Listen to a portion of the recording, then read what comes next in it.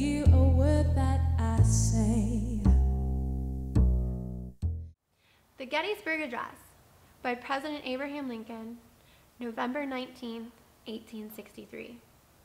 87 years ago, our fathers brought forth on this continent a new nation conceived in liberty and dedicated to the proposition that all men are created equal.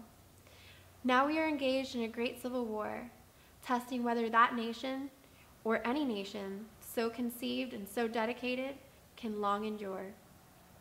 We are met on a great battlefield of that war. We have come to dedicate a portion of that field as a final resting place for those who here gave their lives that that nation might live. It is altogether fitting and proper that we should do this. But in a larger sense, we cannot dedicate, we cannot consecrate, we cannot hallow this ground.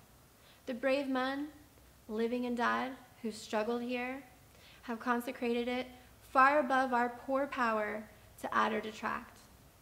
The world will little note nor long remember what we say here, but it can never forget what they did here. It is for us, the living rather, to be dedicated here to the unfinished work, which they who fought here have thus far so nobly advanced.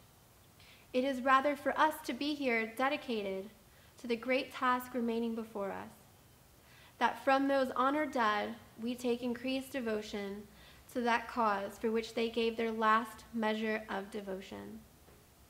That we here highly resolve that these dead shall not have died in vain, that this nation, under God, shall have a new rebirth of freedom, and that government of the people, by the people, for the people, shall not perish from this earth. We will dazzle you with stories each night and each day.